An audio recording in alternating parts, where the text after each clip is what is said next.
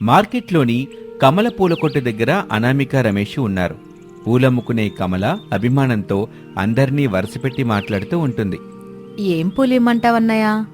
నాకు పూలు వద్దు, ఏమొద్దు. పూలు పెట్టుకుని ఇంటికి వెళితే అత్తయ్య చూసి లావాలాగా లోపల మరుగుతూ ఉంటుంది. నా మాట వినండి, నాకు పూలొద్దు. అలా అంటావెందుకుద్దినా? అన్నయ్య ప్రేమగా నీకు పూలు కొనిస్తానని అంటున్నాడు కదా. మీ అన్నయ్య కొనిచ్చే పూలు పెట్టుకోవాలని నాకు కూడా ఉంది కమల. కానీ ఏం చేయను, నా తలలోని పూలని మా అత్తయ్య గనక చూసిందంటే సింహం అవుతుందా, లేదంటే చిట్టెలక అవుతుందా? ఏమవుతుంది దినా? బెంగాలీ టైగర్ అవుతుంది. అక్కడ అమ్మ బెంగాలీ టైగర్ అయినా ఇంకేదైనా, ఇక్కడ నీ పక్కనున్నది, నీకు పూలు కొనిస్తున్నది నీ భర్త, మా అన్నయ్య కదవుదినా. భయపడకు, బాధపడకు. అన్నయ్య ప్రేమతో కొనిస్తున్న పూలను పెట్టుకో. బాపు బొమ్మలాగా మరింత అందంగా ఉంటావు తల్లి. భర్త పూలు కొనిస్తే పెట్టుకోవాలని ఏ భార్యకుండదు కమలా. కానీ నేను చెప్తున్నాను కదా అనామిక, పూలు పెట్టుకో. మల్లెపూలు ఇవ్వమ్మా. మల్లెపూలు వద్దులే కానీ కనకంబరాలివ్వు, అవి ఇప్పుడు బాగుంటాయి. సరే వద్దినా, నీ ఇష్టం. ఇవి కూడా తాజాగానే ఉన్నాయిలే అని చెప్పి కమల కనకాంబరాలిచ్చింది. అనామిక తల నిండా పెట్టుకుంది. ఇప్పుడు చూడు, పూలు పెట్టుకుంటే ఎంత అందంగా ఉన్నావో. నా అనామిక అందానికి ఏం తక్కువ కమల? దేవర సినిమాలోని హీరోయిన్లా ఉంటుంది. ఆ నవ్వు, ఆ అందం. ఇక చాలండి, కమలకి ముందు డబ్బులు ఇవ్వండి అని చెప్పగానే రమేష్ డబ్బులు ఇచ్చేశాడు. అక్కడి నుంచి ప్రేమగా వాళ్ళిద్దరూ మాట్లాడుకుంటూ ముందుకెళ్ళిపోతూ ఉంటారు. సరిగ్గా అదే సమయంలో అత్తగారు శారద ఒక హెయిర్ ఆయిల్ సీసాను పట్టుకుని డ్రెస్సింగ్ టేబుల్ దగ్గర నిలబడి కన్నింగ్ గొంతుతో, ఎక్కడ చచ్చావే? ఇక రా, ఆలస్యం ఎందుకు? నేను అద్దం ముందుకొచ్చాను, ఇక నువ్వు కూడా తగలాడు. అప్పుడు ఒకరినొకరం చూసుకుంటా కాసేపు తిట్టుకుందాం. రోజు మనం చేసే పని ఇదే కదా. రోజు నేను అద్దం ముందుకొచ్చి నిలబడతానో లేదో, అట్టా నువ్వు కూడా వచ్చేస్తా ఉంటావు కదా, ఇక తగలడు అని మిర్రర్లోకి చూస్తూ ఉంటుంది శారద. తన రూపమే కనబడుతుంది తప్ప శారద వెతుకుతున్న తన అంతరాత్మ కనిపించటం లేదు. ఈరోజు నా అంతరాత్మకి నాతో మాట్లాడే మూడ్ లేనట్టుంది. అదొచ్చేలా లేదు. నేను అనుకున్న ప్లాన్ని అమలు చేస్తాను. కోడలికి పూర్తిగా జుట్టు లేకుండా చెయ్యాలి. కోళ్ళ, నీకున్న ఆ కొద్దిపాటి జుట్టును చూసి తెగ మురిసిపోతున్నావు కదా. అందుకే నీకోసం ఈ మాయా హెయిర్ ఆయిల్ తీసుకొచ్చా. దీన్ని నేనే నీ తలకట్ట రాస్తా ఉంటా. నీ జుట్టేమో ఇట్లా రాలిపోతా ఉంటది. నిన్ను నన్ను చూసే ఆ తండ్రి కొడుకులు ఆహా అత్త కోడల మధ్య ఎంత సఖ్యత ఉందని మురిసిపోతా ఉంటారు. కానీ ఎక్కడ నేను ప్రేమ ముసుగులో వాళ్ళకే కాదు, నీకు కూడా తెలియకుండా నీకు నున్నగా గుండు చేసేస్తాను అని అంటూ ఉండగా మిర్రర్లో నవ్వుతూ శారద అంతరాత్మ ప్రత్యక్షమవుతుంది. వచ్చావా? నువ్వు పిలిచిన తర్వాత రాకుండా ఉంటానా శారదా? చాలే, నేను పిలిచినప్పుడు నువ్వు రాలేదు. ఇప్పుడు ఎందుకు వచ్చావో ముందది చెప్పు. ఆ సూయతో నా శారద ఎంత దారుణమైన పని చేస్తుంటే రాకుండా ఎలా ఉంటాను చెప్పు. ఖచ్చితంగా వస్తాను. నా శారదని నేను కాపాడుకోవాలి కదా. కాపాడుకోవడానికి నాకేమైందే? దొక్కలా ఉంటేను యాక్సిడెంట్ అయ్యి కాలు చెయ్యం విరగలేదు. నువ్వు ఆపరేషన్ చేసి నన్ను కాపాడుకోవడానికి ఎట్టాంటి మంత్రతంత్ర ప్రయోగాలు జరగలేదు. నువ్వు పూజలు చేసి అగ్గిగుండాలు దొక్కి నన్ను రక్షించుకోవడానికి అని శారద అంటుంటే శారద అంతరాత్మ కొంచెం కోపంగా, ఆపుతావా నీ ప్రాస డైలాగులు? నేను చెప్పేది వినవే శారదా. అనామేక మనింటికొచ్చిన కోడలు. ఇప్పుడు కాదని నేనెక్కడన్నాను? ఒకవేళ నేను కాదన్నా కూడా ఆయన కొడుకు ఒప్పుకోరు కదా. నేను 3 ముళ్ళేసానని కొడుకు అంటాడు. కోడల్ని కారులో ఇంటికి తీసుకొచ్చానని ఆయన అంటాడు. ఇక నా మాట ఎక్కడ చెల్లుబాటు అవుతుందే? పిచ్చిదాన, కోడలికి జుట్టుంటే నీకొచ్చిన ఇబ్బంది ఏమిటే? ఇబ్బంది ఏమిటా? రావే నాతో పట్రా, నీకు నా ఇబ్బంది లేవిటో చూపిస్తాన్రా అని చెప్పి శారద తన చేతిలో ఉన్న మాయా హెయిర్ ఆయిల్ సీసాని పక్కన పెట్టి వెంట్రుకలున్న దువ్వెనని చూపిస్తుంది. మిర్రర్లోని శారద అంతరాత్మ చూసి, ఇందులో నీకొచ్చిన ఇబ్బంది ఏముంది శారదా? ఈ వెంట్రుకలు ఎవరు తీస్తారే? తల దూకున్న తర్వాత వెంట్రుకలు తీసి వాష్ చేసి పెడితే నేను దూకుంటానుగా. తర్వాత ఆయన కొడుకు కూడా దూకుంటారు కదా. నువ్వు నీ కక్కుర్తి, నీ కక్కుర్తిలో నా కాకరకాయ కూర. నువ్వొక 10 రూపాయలు పెట్టి కొత్త దువ్వెనేమైనా కొనుక్కోవచ్చు కదనే. ఎలాగో భర్త సంపాదిస్తున్నాడు, కొడుకు కూడా సంపాదిస్తున్నాడుగా. ఇద్దరు డబ్బులు తీసుకొచ్చి నీకే ఇస్తున్నారు కదా. నువ్వు కోడలు వాడింది కాకుండా కొత్తది కొనుక్కొని వాడుకోవచ్చు కదా. కోడలు కొన్నా ఆ కొద్దిపాటి జుట్టు వల్ల నేను ఇబ్బంది పడుతున్నానో మిర్రర్లో ఉన్న నీకు, నాతో ఉంటున్న నా భర్తకి, నా కొడుక్కి ఏం అర్థం అవ్వట్లేదు. మన భర్త అని చెప్పవే, ప్రసాద్ మన ఇద్దరికి భర్తే, అది మర్చిపోకు. ఇక నువ్వు వెళ్ళిపో, కొడుకు కోళ్ళొచ్చినట్టున్నారు. నేను కోడలికి సేవ చేసుకోవాలి, లేదంటే మనసు ఇబ్బంది పడిపోద్ది అని చెప్పి ఆయిల్ సీసాను తీసుకొని అక్కడి నుంచి శారద వెళ్ళిపోతుంది. మిర్రర్లో మాత్రం శారద అంతరాత్మ అలాగే ఉంటుంది. వెళ్తున్న శారదను చూస్తూ, ఓర్వలేనితనంతో చేస్తున్నావు కదా, తిరిగి నీకే దెబ్బ తగులుతుంది చూడు. ఆ దెబ్బను చూసి నువ్వే వెలవెల ఏడుస్తావు. అప్పుడు నీ అసూయ రోగం కుదురుతుంది అని మిర్రర్లో మాయమవుతుంది. హాల్లోకి వచ్చిన శారద నవ్వుతూ తలనిండా పూలతో వచ్చిన కోడలు అనామికాని చూసింది. శారద ముఖం మాడిపోయింది. వెంటనే తేరుకొని, అయ్యో కోళ్ళ, తలనిండా పూలు కొనుక్కోవద్దని బజార్కి వెళ్ళేటప్పుడు చెప్పలేదు కదా, తీసే ఆ పూలు తీసేసి టీవీ మీద కూర్చో. ఎందుకమ్మా? బాబు రమేషు, ఇది అత్తా కొడలం ముచ్చట, నువ్వెళ్ళి నీ పని చూసుకోరా, ఎల్లు అని కొంచెం కోపంగానే చెప్పింది. రమేష్ మౌనంగా వెళ్ళిపోయాడు. కోళ్ళ, నీ మీద ప్రేమతో, నీ జుట్టు మీద అభిమానంతో నేను నీకొక మాయా హెయిర్ ఆయిల్ తీసుకొచ్చా. అది పెడతాను, నీ జుట్టు బాగా పొడవైపోద్ది, గట్టి పడుతుంది కూడా, కూర్చో అని కోపంగా చెప్పగానే అనామిక ఏమీ మాట్లాడకుండా టీపై మీద కూర్చుంది. కోడలి తలలో ఉన్న పూలు తీసి కింద పడేసి తన చేతిలో ఉన్న మాయా హెయిర్ ఆయిల్ని పెడుతుంది. అనామిక బాధగా కన్నీళ్లు పెట్టుకుంటుంది తప్ప వద్దు అని తన అత్తయ్యని ఎదిరించలేకపోయింది. కన్నింగ్ ముఖంతో ఆయిల్ పెట్టి, మార్నింగ్ వరకు వాష్ చేయకూడలా. సరే అత్తయ్య అని అనామిక చెప్పగానే శారద అక్కడి నుంచి వెళ్ళిపోతుంది. తన బెడ్రూమ్ డోర్ చాటున నిలబడి చూస్తున్న రమేషు అనామిక దగ్గరికి వచ్చాడు. వద్దని చెప్పొచ్చు కదా అనామిక, నీలో నువ్వే ఎందుకిలా ఏడుస్తావు చెప్పు. ఏడిస్తే నా బాధ తీరుతుంది, ఎదిరిస్తే మన కుటుంబం రెండు ముక్కలవుతుంది. అది నాకిష్టం లేదండి. ఇంటికొచ్చే కోడలు దీపంలా వెలుగుని పంచాలి తప్ప అని చెబుతూ ఉండగా వాళ్ళ దగ్గరికి ఆఫీస్ నుంచి ప్రసాద్ అప్పుడే వచ్చాడు. బాగా చెప్పావమ్మా కోళ్ళ, ఇంటికొచ్చిన కోడలు తను కొవ్వొత్తిలా కరిగిపోతూ ఈ ఇంటికే వెలుగునివ్వాలి. నువ్వు చల్లగా ఉండు తల్లి, నీ మంచి మనసుకి ఆ దేవుడు నిన్ను చల్లగా చూస్తాడు. ఎలి తల్లి, వెళ్ళి టీ తీసుకురా సరే మావయ్య అని చెప్పి అనామిక అక్కడి నుంచి వెళ్ళిపోతుంది. అలా ఆ రోజు గడిచిపోతుంది. మరుసటి రోజున సోఫాలో కూర్చుని టీ తాగుతూ శారద తనలో తాను సంతోషంగా ఇలా అనుకుంటుంది. కోడల జుట్టు మొత్తం పోయి పూర్తిగా గుండె అయినట్టుంది.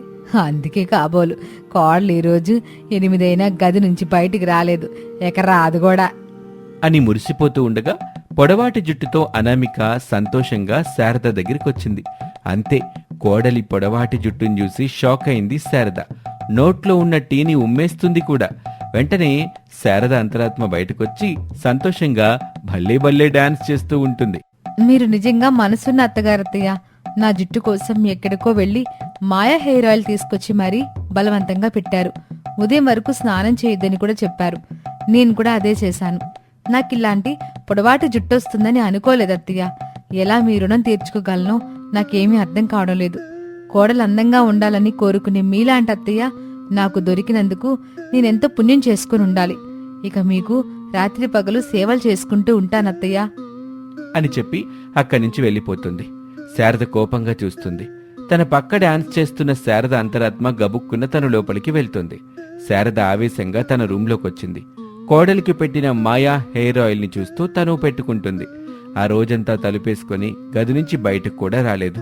అత్తయ్యా అత్తయ్యా అని అనామిక ఎన్నిసార్లు పిలిచినా బయటికే రాలేదు. తన పొడవాటి జుట్టును చూడలేకపోయింది. ఆయిల్ పెట్టుకుని బెడ్ మీద కూర్చుని ఉంటుంది శారద. రోడ్డు మీద కనబడిన ఈ ఆయిల్ ఇచ్చినా ఆ మూలికలోడ్ని అంటూ తనకు ఆయిల్ అమ్మిన మూలికలవాణ్ణి తిడుతూ ఉంటుంది. అలా ఆ రోజు గడిచిపోతుంది. శారద లేచి తన జుట్టును చూసుకుంటుంది. అంతే, జుట్టు మొత్తం పోయింది, గుండుగా మారిపోయింది. శారద బాధగా కన్నీళ్లు పెట్టుకుంటుంది. శారద అంతరాత్మ మాత్రం మిర్రర్లో నవ్వుతూ కనిపిస్తూ ఉంటుంది. అప్పుడే నిద్రలేచిన ప్రసాదు గుండుతో ఉన్న శారద వైపు చూసి, శారద, ఇప్పటికైనా అసూయని, ఈర్ష్యని, ఓర్వలేనితనాన్ని విడిచిపెట్టు శారద. అనామిక ఎవరు? మనింటికి కోడలు. కొడుకు కోడలు సంతోషంగా ఉండాలని కోరుకోవాలి, సంతోషంగా ఉండేలా చూసుకోవాలి. కానీ ఇలా చెయ్యొద్దు శారద, దేవుడు తగిన గుణపాఠం చెప్తాడు అని చెప్పి అక్కడి నుంచి ప్రసాద్ వెళ్ళిపోతాడు.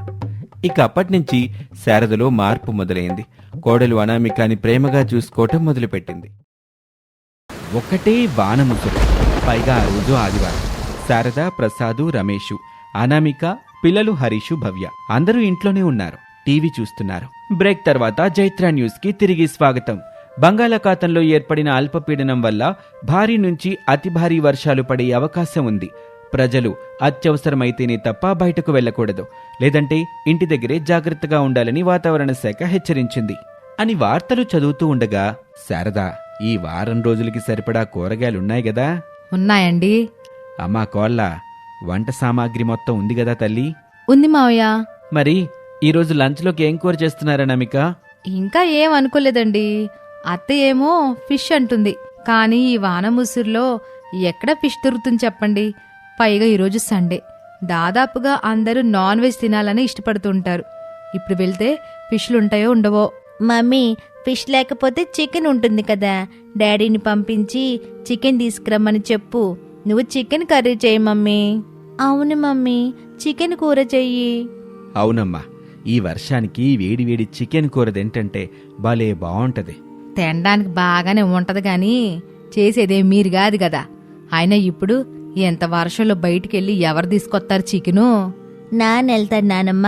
అవును నానమ్మ, డాడీ వెళ్తాడు. డాడీకి డబ్బులు ఇవ్వు నానమ్మ.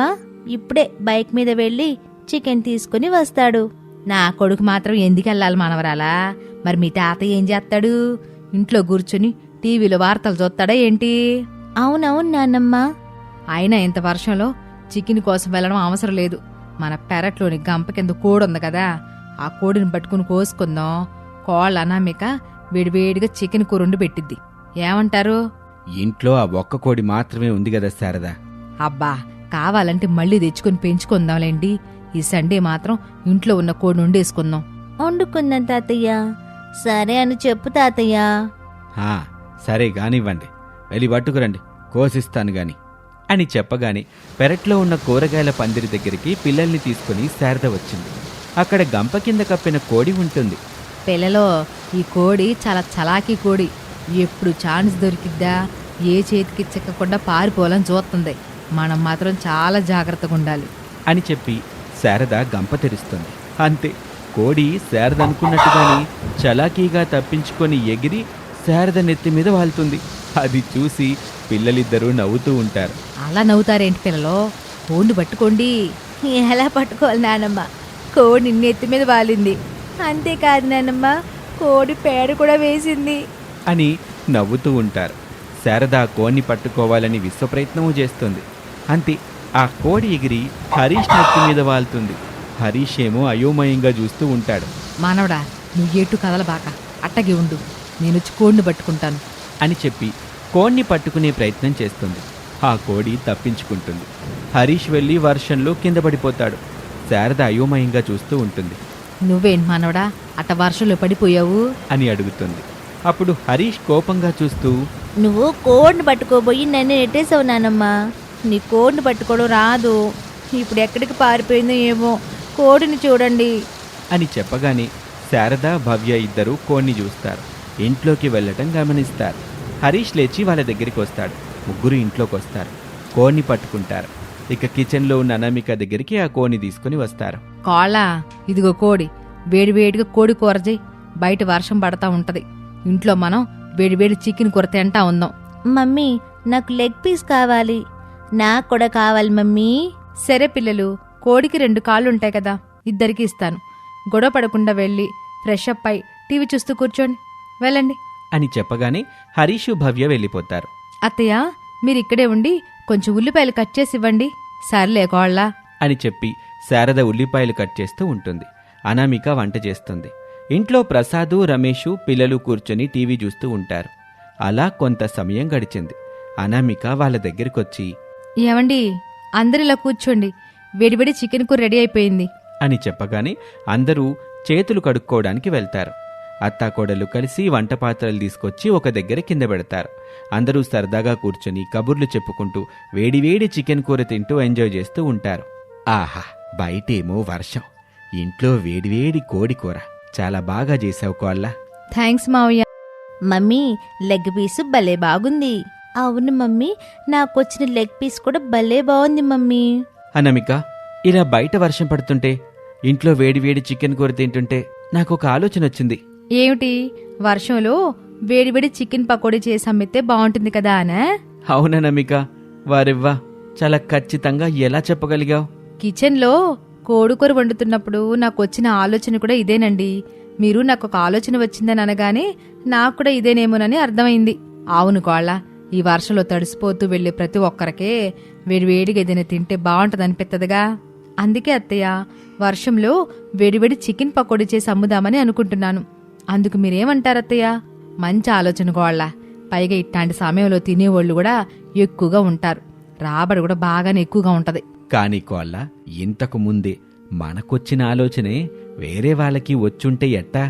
మావయ్య, ఇప్పటికీ మెస్లంటూ కొందరు, ఇక్కడ భోజనం తయారు అని కొందరు, గెట్ రెడీ మీల్స్ అంటూ మరికొందరు బోర్డ్స్ పెట్టుకున్నా అందరూ చేసే వ్యాపారం ఒక్కటే, అందరూ నడిపే హోటల్స్ ఒకటే.